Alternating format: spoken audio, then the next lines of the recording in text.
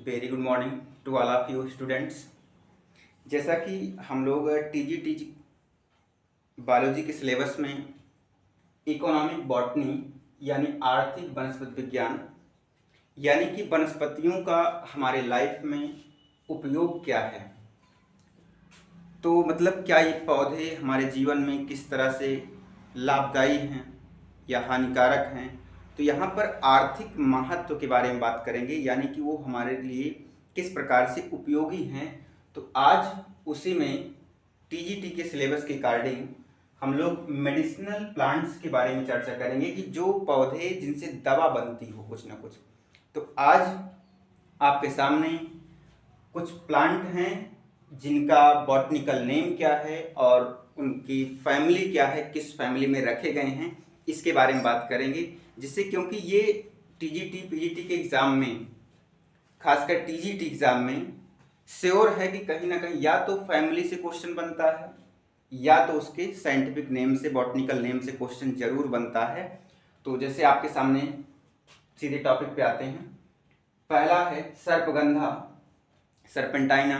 तो सर्पगंधा का जो बॉटनिकल नेम है वो राउल्फिया, ये आपको दिख रहा है राउल्फिया सर्पेंटाइना, ठीक है ना। इसे राउल्फिया सर्पेंटाइना जो है ये बॉटनिकल नेम है इसका। और दूसरा ये फैमिली एपोसाइनेसी, एपोसाइनेसी जो है ये इसकी फैमिली है, किसकी, सर्पगंधा की। दूसरा है अफीम, अफीम को पॉपी के नाम से भी जाना जाता है यानी पैपेवर, ठीक है।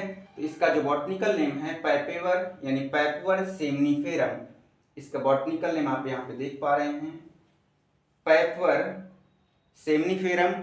और इसकी जो फैमिली है पैपरेसी है। फैमिली तो इसकी आसान है याद रखना, अगर ये फैमिली याद है तो बॉटनिकल नेम याद हो जाएगा, अगर बॉटनिकल नेम याद है तो फैमिली याद हो जाएगी, ये आसान है, ठीक है।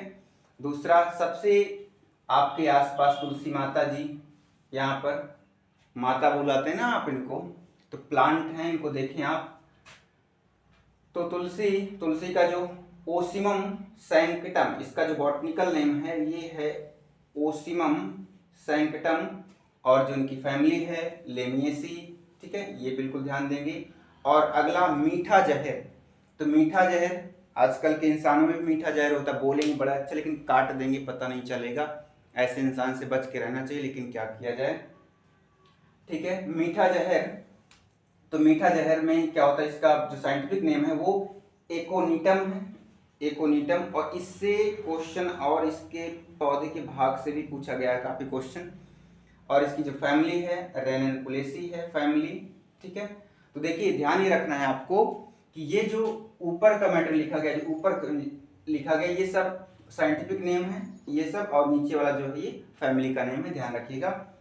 अब आइए देखते हैं, आपके सामने कुछ खास नोट पॉइंट लेकर के बना दिया गया है। जैसे नींद व स्वप्न पैदा करने के गुणों के आधार पर, गुणों के कारण सपनों का देवता किसे कहा जाता है, तो मार्फिन यानी मार्फियस को, सपनों का देवता मार्फियस को कहा जाता है।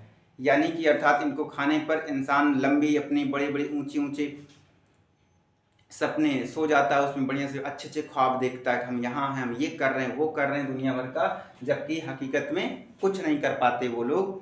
यानी कि हमें याद रखना है मार्फियस को क्या कहते हैं, यानी कि नींद व स्वप्न पैदा करने, यानी कि इसकी वजह से स्वप्न बहुत आते हैं, मतलब जो इसका उपयोग करता है मार्फिन का, उसकी वजह से वो उसको नींद बहुत आती है, वो स्वप्न दोष हो जाता, मतलब स्वप्न दोषी होता है, स्वप्न देखता है। और इसी वजह से मार्फियस को स्वप्नों का देवता भी कहा जाता है। सबसे इंपॉर्टेंट तो किसको कहा जाता है, मार्फियस को, ठीक है, ध्यान रखिएगा। अफीम को काला सोना कहते हैं, क्यों कहते हैं भाई अफीम को काला सोना, क्योंकि ये बहुत महंगी मिलती है, इस वजह से इसको काला सोना कहते हैं, ठीक है।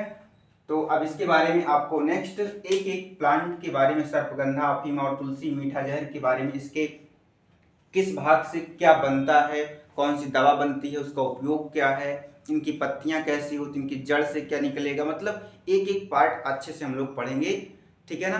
तो आप सभी टीजीटी की जो तैयारी कर रहे हैं, सभी भाई बंधु टीचर अध्यापक, तो वो सपोर्ट करें, चैनल को सब्सक्राइब करें